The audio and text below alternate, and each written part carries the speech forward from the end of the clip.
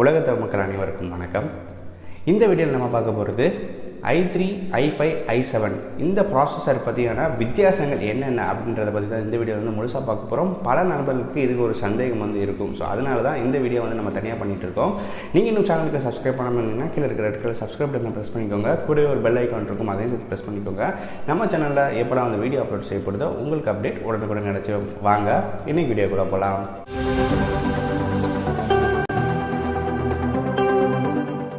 Intel தரப்புலேருந்து பார்த்தீங்கன்னா 3 வித்தியாசமான ஒரு ஹை அண்ட் ப்ராசஸ் வந்து கொடுத்துட்ருக்காங்க பல வருஷங்களாகவே. அது வந்து என்ன அப்படின்னு பார்த்தீங்கன்னா i3, i5, i7 இந்த 3 ப்ராசஸர் வந்து கொடுத்துட்ருக்காங்க.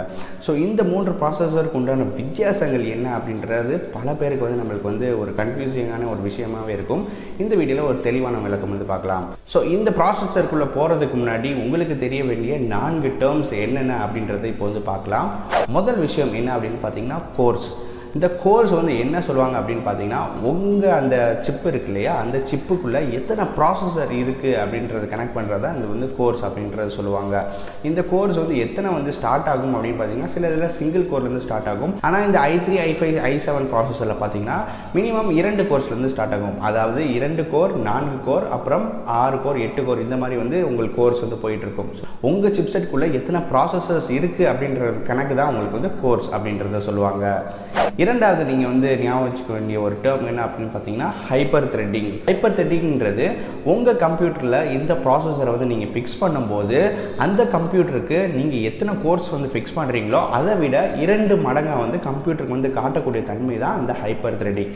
அதாவது ஒரு எக்ஸாம்பிள் சொல்லணும்னா, சப்போஸ் நீங்கள் வந்து ஒரு சிப்செட்டை வந்து இன்சர்ட் பண்ணுறீங்க, அந்த சிப்செட்குள்ளே 2 கோர்ஸ் வந்து இருக்குது அப்படின்ற மாதிரி வச்சுட்டோம்னா, நீங்கள் வந்து அதை கம்ப்யூட்டர் இன்சர்ட் பண்ணி அந்த கம்ப்யூட்டர் வந்து பார்க்கும்போது அது 4 கோர்ஸ் கொண்ட ஒரு சிப்செட், அதாவது அந்த கம்ப்யூட்டர் வந்து பார்க்கக்கூடிய தன்மை தான் இந்த ஹைப்பர் த்ரெட்டிங் அப்படின்ற ஒரு ஃபங்க்ஷனாலிட்டி. ஸோ இந்த ஃபங்க்ஷனாலிட்டியும் நீங்கள் வந்து தெரிஞ்சிருக்கணும்.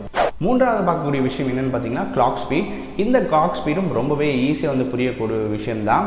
உங்கள் ப்ராசஸர் வந்து எவ்வளோ ஸ்பீடில் வந்து சுற்றுது அப்படின்றது தான் இந்த கிளாக் ஸ்பீடு வந்து கணக்கெடுப்பாங்க. அதாவது மினிமம் பார்த்தீங்கன்னா உங்களுக்கு 1.0 GHz ஸ்டார்ட் ஆகி 3, 4, 5 GHzலாம் உங்களுக்கு வந்து உள்ளே இருக்க அந்த கோர்ஸ் வந்து சுற்றுற ரொட்டேஷனை தான் உங்களுக்கு இந்த கிளாக் ஸ்பீடில் வந்து மெஷர் பண்ணுவாங்க. இது எல்லாமே பார்த்தீங்கன்னா GHzல வந்து உங்களுக்கு கேல்குலேட் பண்ணுவாங்க. நான்காவது பார்க்கக்கூடிய விஷயம் என்ன அப்படின்னு பார்த்தீங்கன்னா டர்போ பூஸ்டிங். இந்த டர்போ பூஸ்டிங் வந்து எதுக்கு வந்து யூஸ் ஆகுது அப்படின்னு பார்த்தீங்கன்னா, உங்களுடைய கிளாக் ஸ்பீடை நீங்களே ஆட்டோமேட்டிக்காக வந்து இன்க்ரீஸ் பண்ண முடியும். ஸோ டிஃபால்ட்டாக நீங்கள் பார்த்தீங்கன்னா நிறைய சிப்செட்டில் உங்களால் வந்து கிளாக் ஸ்பீடெலாம் மாற்றவே முடியாது. ஆனால் அந்த டர்போ பூஸ்டிங் ஆப்ஷன் என்ன பண்ணும் அப்படின்னு பார்த்தீங்கன்னா, உங்களோட கிளாக் ஸ்பீடை நீங்களே ஆட்டோமேட்டிக்காக வந்து செட் பண்ணிக்கலாம். எவ்வளோ வந்து வைக்கணுமோ அதெல்லாம் வந்து உங்களால் வந்து வைக்கக்கூடிய தன்மை தான் இந்த டர்போ பூஸ்டிங் வந்து இருக்குது. ஸோ நம்ம இப்போ இந்த 4 டெர்மினலே பார்த்தாச்சு. இது வந்து உங்களுக்கு ரொம்ப ஈஸியாக புரிஞ்சிருக்கும். இப்போ பார்க்கக்கூடிய டேப்லர் காலம் வந்து உங்களுக்கு இன்னும் கொஞ்சம் ரொம்பவே இந்த ப்ராசஸர் பற்றி ரொம்ப ஈஸியாக வந்து சொல்லும். ஸோ இப்போ இந்த கிராஃப் சார்ட் வந்து நீங்கள் பார்த்துட்டு இருக்கீங்க. இதில் பார்த்தாலே தெரியும் i3, i5, i7 அப்படின்ற 3 ப்ராசஸர் இருக்குது. 3மே எல்லாமே சேம் தான். இதில் இருக்க இந்த ஃபீச்சர்ஸ் மட்டும் தான் மாறக்கூடிய தன்மை உங்களுக்கு நீங்கள் வந்து பார்க்க முடியும். இங்கே நீங்கள் பார்க்குறீங்க i3 ப்ராசஸரில் பார்த்தீங்கன்னா உங்களுக்கு 2 கோர் இருக்குது. அப்புறம் i5 மற்றும் i7ல் பார்த்தீங்கன்னா உங்களுக்கு 4 கோர்கள் வந்து இருக்குது. அது போக உங்களுக்கு பார்த்தீங்கன்னா இந்த டர்போ கிளாக் அப்படின்னு சொல்லக்கூடிய அந்த உங்கள் கிளாக் ஸ்பீடை பூஸ்ட் பண்ணுற ஃபங்க்ஷன் வந்து உங்களுக்கு பார்த்தீங்கன்னா i3ல மட்டும் கிடையாது, i5ம் i7 ப்ராசஸரில் வந்து இருக்குது. அடுத்து பார்க்கக்கூடியது இந்த ஹைப்பர் த்ரெட்டிங். ஹைப்பர் த்ரெட்டிங் பார்த்தீங்கன்னா i3 ப்ராசஸரில் வந்து இருக்கும், i5ல வந்து கிடையாது, i7 ப்ராசஸர்லையும் இந்த ஹைப்பர் த்ரெட்டிங் வந்து இருக்குது. ஸோ இந்த டேர்ம்ஸ் மட்டும் உங்களுக்கு புரிஞ்சிட்டாலே போதும். இது வந்து தான் உங்களுக்கு 3 ப்ராசஸரில் இருக்கக்கூடிய டிஃப்ரென்ஸ். வேறு ரொம்ப பெரிய டிஃப்ரென்ஸ்லாம் கிடையாது, இது மட்டும்தான் இருக்குது. ஸோ இப்போ நீங்கள் எந்த ப்ராசஸரை வந்து சூஸ் பண்ணலாம் அப்படின்றத பார்க்கலாம். ஸோ தினைக்கும் நீங்கள் வந்து ஒரு நார்மல் பேசிஸில் வந்து நான் கம்ப்யூட்டர் யூஸ் பண்ணுவேன், கம்ப்யூட்டர் இல்லை லேப்டாப்பையும் நான் சும்மா நார்மல் யூஸுக்கு தான் வந்து யூஸ் பண்ணுவேன், ப்ரௌசிங் மற்றும் மியூசிக் கேட்குறதுக்கு யூஸ் பண்ணுறேன்னா நீங்கள் ஒரு i3 ப்ராசஸர் வாங்கினாலே வந்து போதும். அதுக்கப்புறம் நீங்கள் ஒரு வீடியோ எடிட்டிங்லாம் பண்ணுறீங்க, அப்படி இல்லைனா ஃபோட்டோஷாப்லாம் நான் அதிகமாக யூஸ் பண்ணிக்கிட்டே இருப்பேன் அப்படின்ற சொல்கிற பட்சத்தில் நீங்கள் i5 ப்ராசஸர் வந்து போகலாம்.